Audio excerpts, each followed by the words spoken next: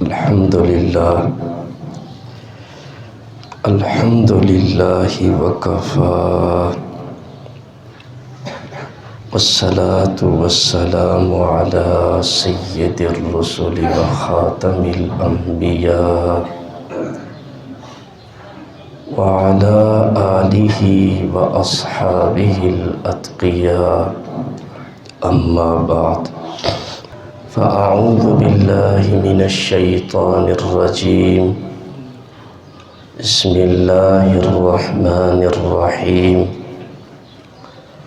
شہر رمضان الذی انزل فیہ القرآن ھدی للناس وبینات من الہدی والفرقان صدق اللہ العظیم اللہم صلی علی سیدنا و مولانا محمد وعلی آل سیدنا و مولانا محمد وبارک وسلم ثم صلی علیہ۔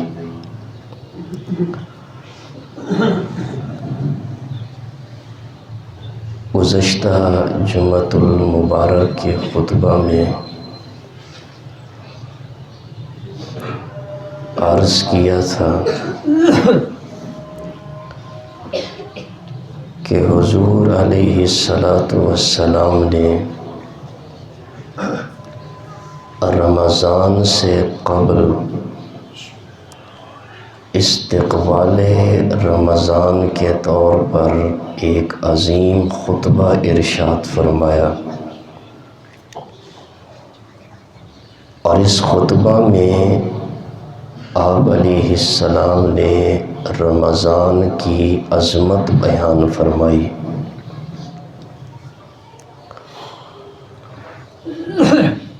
بیان کرنے والی شخصیت ساری مخلوق سے افضل،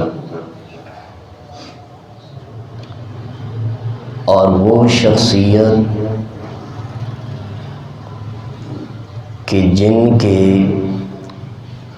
زندگی کا ایک ایک عمل دین کا حصہ بنتا جائے، اور جس مقدس جگہ پہ وہ خطبہ ارشاد فرما رہے ہیں وہ مقدس جگہ مسجد نبوی ہے۔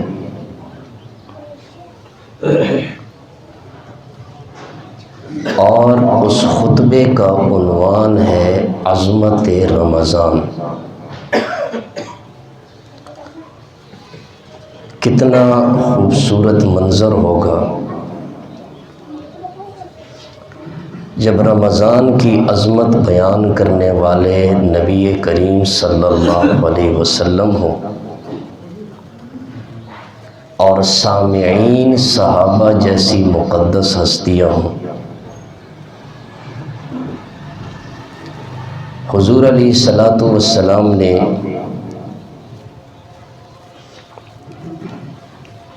یہ خطبہ رمضان کی عظمت پر ارشاد فرمایا۔ طویل خطبہ ہے جس کا کچھ حصہ میں نے گزشتہ جمعہ کے خطبہ میں آپ کے سامنے ذکر کر دیا۔ آج اس خطبے کا بقیہ حصہ انشاءاللہ بیان کروں گا،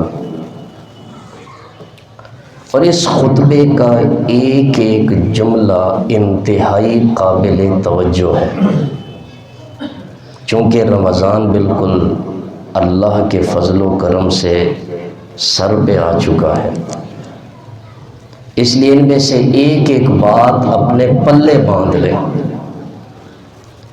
اور اس خطبے کو جس نے اپنے پلے باندھ لیا اور اس پہ عمل کیا تو اللہ کی ذات سے امید ہے کہ اس نے رمضان کے مہینے کا حق ادا کر دیا۔ اتنا خوبصورت خطبہ ہے۔ آپ علیہ السلام نے ارشاد فرمایا کہ یہ صبر کا مہینہ ہے، اور صبر کا بدلہ جنت ہے۔ رمضان کا مہینہ صبر کا مہینہ ہے، اب صبر کسے کہتے ہیں؟ یہی بات سمجھنے والی ہے، یہ سمجھ آ گئی تو پتہ چلے گا کہ یہ مہینہ کیسے صبر کا مہینہ ہے۔ دین کی اصطلاح میں، شریعت کی زبان میں صبر یہ ہے کہ بندہ اللہ کی رضا کے لیے اپنے نفس کی خواہشات کو قربان کر دے، اپنے نفس کی خواہشات کو کچل دے، انہیں کنٹرول کرے، اور دین کے راستے میں جو تکلیفیں آئیں، جو ایذائیں آئیں، مشقتیں آئیں، انہیں جھیلے۔ اس کا نام کیا ہے؟ صبر ہے۔ ایک دفعہ پھر دوہرا لوں، ہمارا یہ جمعے کا ایک سبق ہوتا ہے الحمدللہ، اور جس نے یہ سبق سیکھ لیا تو اسی کو ہی فائدہ ہونا ہے۔ صبر یہ ہے کہ بندہ اللہ کی رضا کے لیے اپنے نفس کی خواہشات کو دبائے، کچل دے، کنٹرول کرے، اور جو تکلیفیں، جو ایذائیں دین کے راستے میں آئیں انہیں جھیلے۔ اگر یہ تعریف سمجھ آ گئی ہے تو پھر آپ روزے پہ غور کریں تو اول سے آخر تک روزے میں یہی کچھ ہے۔ صبح سے لے کر شام تک بندہ بھوک پیاس برداشت کر رہا ہے، نفس کی خواہشات کو کنٹرول کر رہا ہے۔ نفس کی تھوڑی خواہشات ہیں، بڑی خواہشات ہیں نفس کی، لیکن بندہ نفس کی تمام خواہشات کو کنٹرول کر رہا ہے، صرف کس کی رضا کے لیے؟ اللہ کی رضا کے لیے۔ بندہ روزے کی حالت میں ہے، اپنے نفس کی خواہش کو کنٹرول کر رہا ہے، اپنے نظر کی حفاظت کرتا ہے، بد نظری سے بچتا ہے، آنکھوں سے ان چیزوں کو نہیں دیکھتا جن کو دیکھنا حرام ہے۔ روزے کی حالت میں فلمیں دیکھنے سے، ڈرامے دیکھنے سے گریز کرتا ہے۔ یہ نہیں کہ بعض لوگ کہتے ہیں جی روزہ اچھا گزر جائے گا، چلو ٹی وی لگا لو۔ تنقید نہیں کر رہا ہوں، اصلاح کے لیے بات ہے۔ اگر روزے کی حالت میں اپنی نظر کی حفاظت نہیں کی، غیر محرموں پر ٹی وی میں نظر پڑتی رہی، ڈرامے دیکھتے رہے، روزے کا وقت تو اچھا گزر جائے گا، روزے کے ثواب سے محروم ہو جائیں گے۔ نفس کی خواہش ہے، اگر اس کو نہیں دبایا تو روزے کا ثواب کہاں ملے گا؟ بندہ روزے کی حالت میں اپنی زبان کی حفاظت کر رہا ہے، گالی گلوچ سے، غیبت سے، جھوٹ بولنے سے بچتا ہے، جھوٹی قسم اٹھانے سے بچتا ہے۔ تاجر ہے تو وہ جھوٹی قسم نہیں اٹھاتا، روزے کی حالت میں ہو۔ اپنے کانوں کی حفاظت کرتا ہے، کانوں سے نہ غیبت سنتا ہے، نہ گانے سنتا ہے، نہ برائی کی باتیں سنتا ہے۔ خلاصہ یہ کہ نفس کی جتنی خواہشات ہیں، نفس کے جتنے تقاضے ہیں، بندہ روزے کی حالت میں انہیں کنٹرول کرتا ہے، انہیں دبانے کی کوشش کرتا ہے، اور جب نفس کے تقاضے کچلے جاتے ہیں، نفس کے تقاضے مغلوب ہو جاتے ہیں، تو پھر شریعت کے تقاضے غالب آ جاتے ہیں، پھر بندے کے لیے نیکی کرنا آسان ہو جاتا ہے۔ اور اول سے آخر تک دیکھیں تو روزے کے اندر اصل چیز بھی یہی ہے۔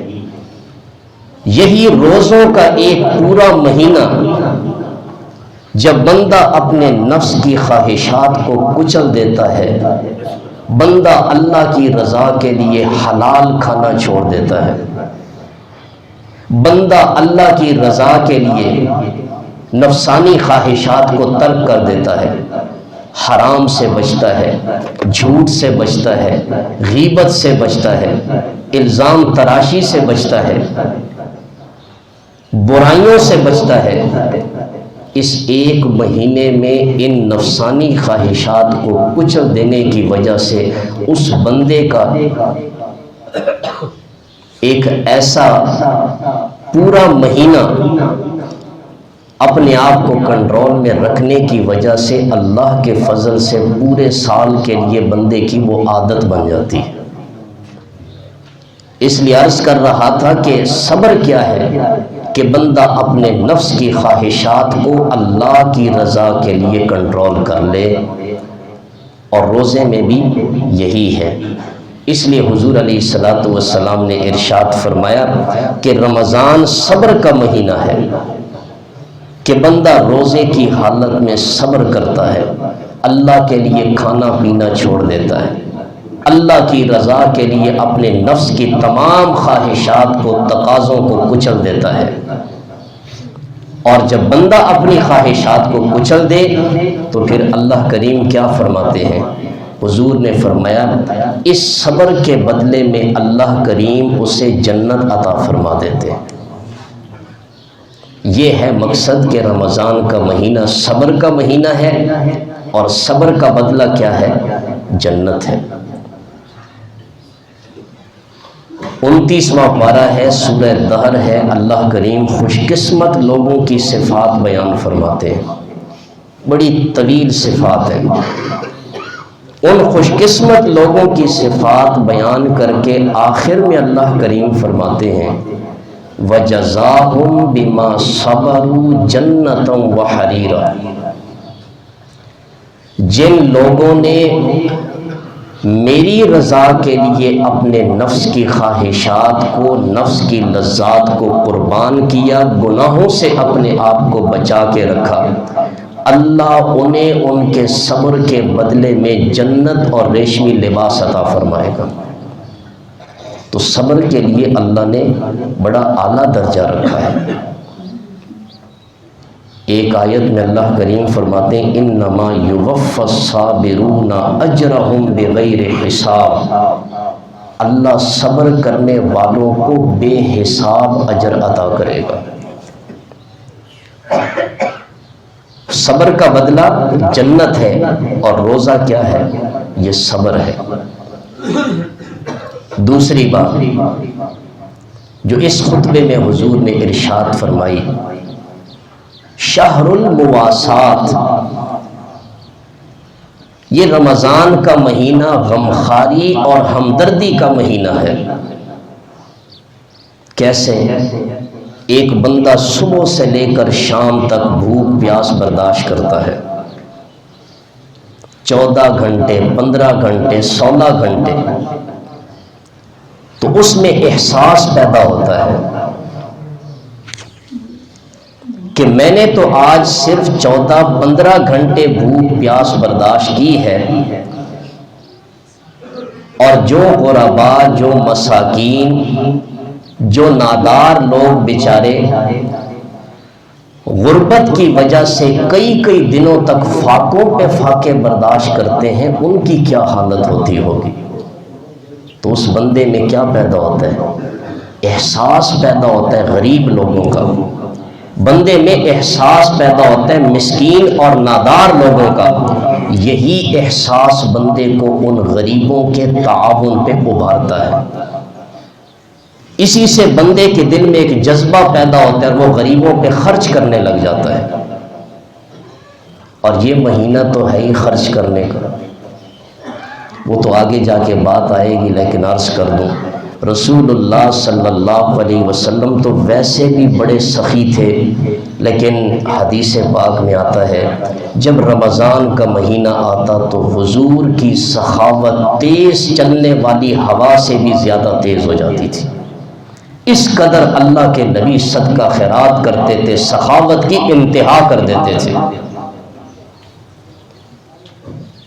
تو یہ غمخواری کا مہینہ ہے، ہمدردی کا مہینہ ہے، دوسروں کے ساتھ اپنے ہر لحاظ سے ہمدردی کریں۔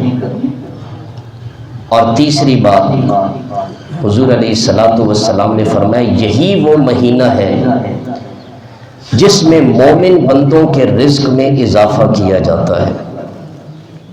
رمضان کا مہینہ اتنا بابرکت مہینہ ہے کہ اس مہینے میں اللہ کریم ہر مومن کے رزق میں اضافہ فرما دیتے ہیں، اور یہ تو اتنی واضح بات ہے کہ جس کا ہم سب مشاہدہ کرتے ہیں۔ آپ رمضان کا مہینہ اللہ خیر و عافیت سے لے آئے تو آپ دیکھیں گے چاہے امیر ہے چاہے غریب ہے، ہر روزہ دار کے دسترخوان پر شام کو انواع و اقسام کے پھل فروٹ اور مختلف قسم کے کھانے موجود ہوتے ہیں۔ وہ غریب جو پورے سال میں بیچارہ کبھی پھل فروٹ خرید نہیں سکتا ہے، اس مہینے کی اللہ نے اتنی برکتیں رکھی ہیں، شام کو فروٹ بچ جاتا ہے۔ یہ برکات ہر مومن اپنی آنکھوں سے دیکھتا ہے، اور واقعی جس میں ایمان ہے وہ اس مہینے کی برکتوں کو ضرور محسوس کرتا ہے۔ چوتھی بات حضور علیہ الصلوۃ والسلام نے یہ ارشاد فرمائی، جس نے اس ماہ میں کسی کو افطار کرایا تو اس افطار کے بدلے اللہ اس کے گناہوں کو معاف کر کے اس کو دوزخ کی آگ سے آزاد کر دے گا۔ کتنی بڑی فضیلت ہے۔ جو کسی کو افطار کرائے اللہ تعالیٰ اس کے بدلے میں اس کے گناہوں کو معاف کر کے اس کو دوزخ سے آزاد کر دے گا، اور افطار کرانے والے کو روزہ دار کے برابر اجر بھی عطا کرے گا، اور جس کو افطار کرایا اس کے ثواب میں بھی کوئی کمی نہیں کی جائے گی۔ جب نبی اکرم صلی اللہ علیہ وسلم نے روزہ افطار کرانے کی اتنی فضیلت بیان فرمائی تو صحابہ کرام میں سے کچھ نے عرض کیا، یا رسول اللہ، ہم میں سے جو شخص روزہ افطار کرا ہی نہ سکتا ہو، اس کے پاس یہ سہولیات ہی میسر نہ ہو، تو کیا وہ غریب لوگ اس ثواب سے محروم ہوں گے؟ اللہ اکبر! اللہ کے نبی نے کتنا خوبصورت جواب دیا۔ آپ نے فرمایا کوئی غریب بھی اس ثواب سے محروم نہیں رہ سکتا ہے۔ حضور نے فرمایا جو شخص کسی روزے دار کو دودھ کی تھوڑی سی لسی پر یا پانی کے ایک گھونٹ پر بھی روزہ افطار کرا دے گا، اللہ اسے بھی اتنا ہی اجر و ثواب عطا کرے گا۔ ہر امیر غریب کے لیے اللہ کے نبی نے یہ فضیلت ثابت فرما دی، ہر شخص اس پہ عمل کر سکتا ہے۔ اگر اس حدیث کے ٹکڑے پہ غور کریں تو یہ سودا کتنا سستا ہے۔ کسی غریب کو روزہ افطار کرا دیں، اللہ اس کے بدلے میں گناہوں کو معاف کر کے جہنم سے آزادی کی سند دے دے گا۔ سستا نہیں ہے سودا؟ تو پھر میں دعوت فکر دیتا ہوں ان لوگوں کو جنہیں اللہ تعالیٰ نے وسعت دی ہے، مالی لحاظ سے اللہ نے خوشحال بنایا، صاحب ثروت ہے، کس مہنگائی کے دور میں جب ایک غریب اور ایک مزدور اور ایک نادار آدمی شام کو اپنے جولے کا بھی بندوبست نہیں کر سکتا، ایسے غریب لوگوں کو ڈھونڈ ڈھونڈ کر تلاش کر کر کے راشن کی صورت میں ان کی افطاری کا انتظام کر کے حضور کی اس حدیث کے مطابق اس اجر عظیم سے اپنے آپ کو نوازیں۔ اور یہ وقت ہے ایسے لوگوں کے لیے، اس کو آپ پیکیج سمجھ لیں، اور یہ روزانہ پیکیج نہیں آتے، یہ رمضان کے مہینے میں اللہ نے رکھا ہے خاص طور پر، جس کو اللہ نے جتنی وسعت دی ہے۔ اور بڑے غریب لوگ ہیں، لیکن ایک بات عرض کر دوں، خدا کے لیے خدا کے لیے غریبوں کو تلاش کیا کریں، انہیں ڈھونڈا کریں۔ یہ جو تمہارے پاس پیشہ ور بھکاری قسم کے لوگ آتے ہیں نا، اور سب کچھ انہیں دے دے، تو زکوٰۃ بھی انہیں دے دی، صدقہ خیرات بھی انہیں دے دیا، فطرانہ بھی انہیں دے دیا، کم از کم دیکھا تو کریں یہ حقدار بھی ہے کہ نہیں۔ اپنے پڑوس میں نظر ڈالیں، رمضان کے مہینے میں میرے آس پاس کے پڑوسی کس حیثیت کے ہیں، یہ ہمدردی ہے، یہ انسانیت ہے۔ نظر ڈالیں اپنے رشتہ داروں میں کون کون سے ہیں جو ضرورت مند ہیں، نظر ڈالیں اپنے محلے میں کون کون ایسے مستحق ہیں، سفید پوش ہیں، جو کسی کے سامنے ہاتھ بھی نہیں پھیلاتے، اگرچہ ان کی ضرورتیں پوری نہیں ہوتی۔ اللہ کی رضا کے لیے کسی غریب کو تلاش کر کے اس کے گھر میں راشن کی صورت میں افطاری کا بندوبست کر دیں، اللہ کے نبی کی حدیث کے مطابق اپنے گناہوں کی بخشش کروائیں۔ بڑا سستا سودا ہے، اللہ ہم سب کو اس کی توفیق عطا فرمائے۔ میں تو سمجھتا ہوں خوش قسمت ہے وہ انسان جو کسی کو کچھ دیتا ہے، بلکہ میں کیا کہوں، حدیث ذہن میں آگے، رسول اللہ صلی اللہ علیہ وسلم نے ارشاد فرمایا، دینے والا ہاتھ لینے والے ہاتھ سے بہتر ہے، اللہ ہمیں دینے والوں میں بنائے، آمین ثم آمین۔ اس لیے اس سعادت سے کوئی شخص اپنے آپ کو اس مہینے میں محروم نہ رکھے، ضرور اپنے غریبوں کا، رشتہ داروں کا، مساکین کا خیال رکھے۔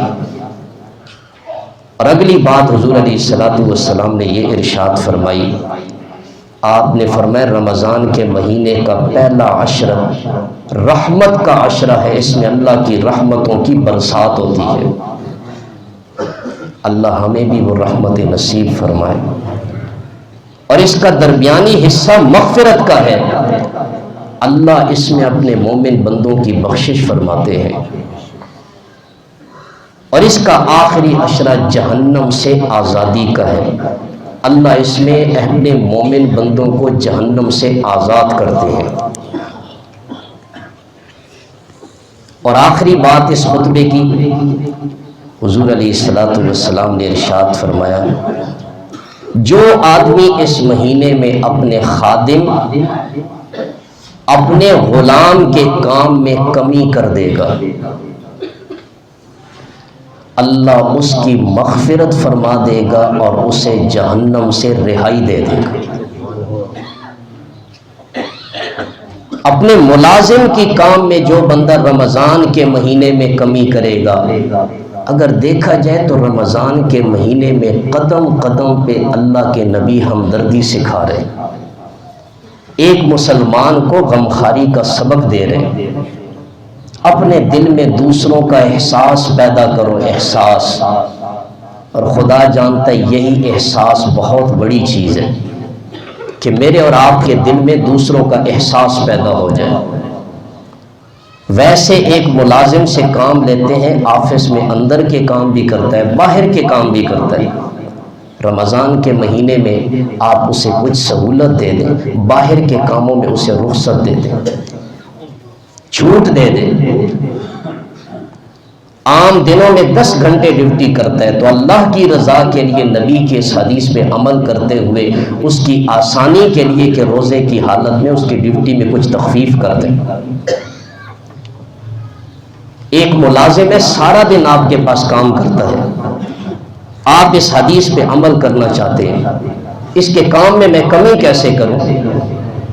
آپ کسی غریب آدمی کو دیکھیں اور ایک ملازم کی جگہ پہ ایک ملازم بڑھا دیں کہ اس غریب کا کام بھی ہو جائے گا، اس ملازم کا کام بھی کیا ہو جائے گا؟ ہلکا ہو جائے گا۔ بڑے طریقے ہیں ملازم کے کام میں تخفیف کرنے کے، اور رسول اللہ صلی اللہ علیہ وسلم نے تو دنیا سے جاتے ہوئے بھی اپنے ماتحتوں کے بارے میں کس قدر امت کو تاکید کی ہے۔